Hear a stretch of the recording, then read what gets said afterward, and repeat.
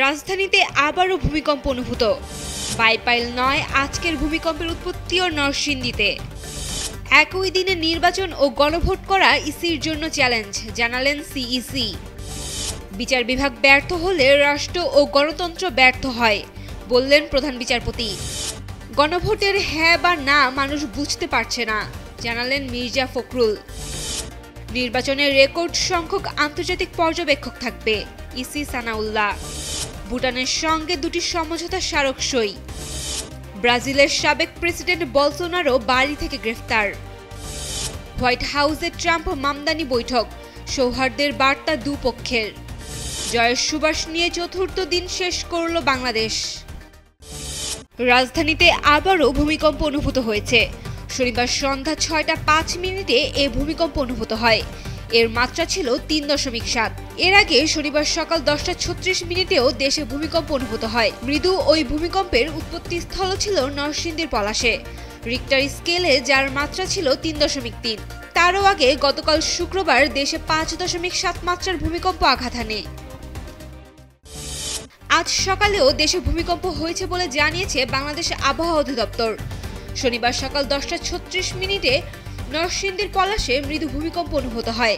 Richter স্কেলে এর মাত্রা ছিল ৩.৩। আবহাওয়া অধিদপ্তরের ওয়েবসাইটে এক বিজ্ঞপ্তিতে বিষয়টি জানানো হয়। এতে সই করেছেন অধিদপ্তরের কর্মকর্তা নিজামুদ্দিন আহমেদ। সকালে আবহাওয়াবিদ কাজী জেবুন্নেসা জানিয়েছেন, ঢাকা জেলার সাভার উপজেলায় ভূমিকম্প অনুভূত হয়েছে। পরবর্তীতে আবহাওয়া অধিদপ্তর জানায়, আজকের ভূমিকম্পের উৎপত্তিস্থল নরসিংদীর পলাশে। একই দিনে নির্বাচন ও গণভোট করা চ্যালেঞ্জিং বলে জানিয়েছেন প্রধান নির্বাচন কমিশনার এএমএম নাসির উদ্দিন। তিনি বলেন, একই দিনে নির্বাচন ও গণভোট করার জন্য এমন মুখোমুখি পরিস্থিতিতে পূর্ববর্তী নির্বাচন কমিশন কখনো হয়নি। এ বিষয়ে প্রস্তুতি নিতে অন্তর্বর্তী সরকার নির্বাচন কমিশনকে চিঠি দিয়েছে। সামনের সপ্তাহে গণভোটের আইন করা হবে। আইনটা হয়ে গেলে গণভোটের প্রস্তুতি শুরু করবে কমিশন। শনিবার রাজধানীর গুলশানে এশিয়ান নেটওয়ার্ক ফর ফ্রি ইলেকশনের আয়োজনে নির্বাচন বিষয়ক এক কর্মশালায় এসব কথা জানান তিনি। বিচার বিভাগ ব্যর্থ হলে রাষ্ট্র ও গণতন্ত্র ব্যর্থ হয়ে যায় বলে মন্তব্য করেছেন প্রধান বিচারপতি সৈয়দ রেফাত আহমেদ।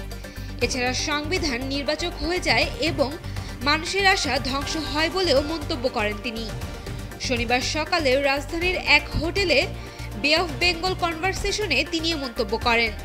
প্রধান বিচারপতি বলেন, বিশ্বজুড়ে সংকট ও অস্থিরতার সময় বিচার বিভাগকে সবচেয়ে বড় পরীক্ষার মধ্য দিয়ে যেতে হবে।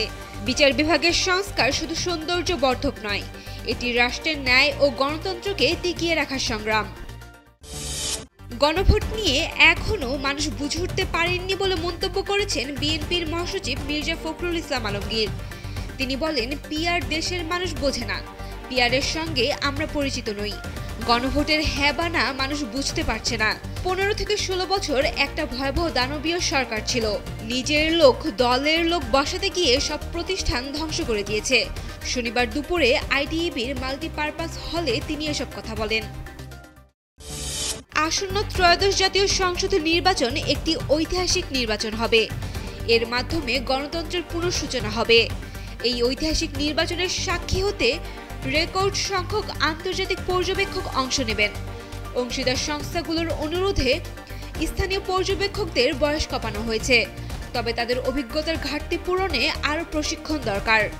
শনিবার সকালে রাজধানীর একটি হোটেলে এক কর্মশালায় নির্বাচন কমিশনার আবুল ফজল মোহাম্মদ সানাউল্লাহ এসব কথা বলেন। ভুটানের সঙ্গে দুটি সমঝোতা স্মারক সই করেছে বাংলাদেশ। শনিবার প্রধান উপদেষ্টা ডক্টর মোহাম্মদ ইউনুস ও ভুটানের প্রধানমন্ত্রী শেরিং তোবগের উপস্থিতিতে স্বাস্থ্য খাতের সহযোগিতা এবং ইন্টারনেট সংযোগ নিয়ে এ দুই সমঝোতা স্মারক সই হয়। প্রধান উপদেষ্টার প্রেস উইং জানায়, স্বাস্থ্য সংক্রান্ত সমঝোতায় সই করেন স্বাস্থ্য বিভাগের সচিব মোহাম্মদ সাইদুর রহমান। সাবেক ব্রাজিলিয়ান প্রেসিডেন্ট জাইর বলসোনারোকে গ্রেফতার করেছে পুলিশ। শনিবার ব্রাজিলের রাজধানীতে বাসভবন থেকে তাকে গ্রেফতার করা হয়। আন্তর্জাতিক সংবাদ সংস্থা সিএনএন এর প্রতিবেদন থেকে এই তথ্য জানা যায়। ফেডারেল পুলিশ এক বিবৃতিতে জানিয়েছে, বলসোনারোকে তার বাড়ি থেকে গ্রেফতার করা হয়। তার বিরুদ্ধে গ্রেফতারি পরোয়ানা জারি ছিল। সুপ্রিম কোর্ট অনুমোদন দিয়েছিল। অবৈধ রাজনৈতিক অভ্যুত্থান ঘটানোর চেষ্টার অভিযোগে তাকে কারাদণ্ড দেওয়া হয়েছে। হোয়াইট হাউসে প্রথমবারের মতো আনুষ্ঠানিক বৈঠক করেছেন যুক্তরাষ্ট্রের প্রেসিডেন্ট ডোনাল্ড ট্রাম্প ও নিউ ইয়র্ক সিটির নবনির্বাচিত মেয়র জোহরান মামদানি। দুপক্ষই বৈঠককে ফলপ্রসূ বলে উল্লেখ করেছেন এবং নিউ ইয়র্কের স্বার্থে একসঙ্গে কাজ করার প্রত্যাশা জানিয়েছেন। শনিবার এক প্রতিবেদনে এ তথ্য জানিয়েছে সংবাদ মাধ্যম আল জাজিরা। আয়ারল্যান্ডের বিপক্ষে টেস্ট সিরিজে হোয়াইট ওয়াশের একেবারে দ্বারপ্রান্তে দাঁড়িয়ে বাংলাদেশ। 4 দিনের খেলা শেষে ম্যাচে বাংলাদেশের জয়ের সুবাস স্পষ্ট। জিততে দরকার মাত্র 4 উইকেট, আর আয়ারল্যান্ডের সামনে পাহাড়সম 333 রানের লক্ষ্য। দ্বিতীয় ইনিংসে 509 রানের লক্ষ্য দিয়ে মাঠে নামা আয়ারল্যান্ড শুরুতেই চাপে পড়ে। দুর্দান্ত বোলিংয়ে টানা 2 ওভারে ওপেনার অ্যান্ডি বালবিনি ও পল স্টার্লিংকে ফিরিয়ে দেন তাইজুল ইসলাম। এই 2 আঘাতে ম্যাচের নিয়ন্ত্রণ ধরে বাংলাদেশ।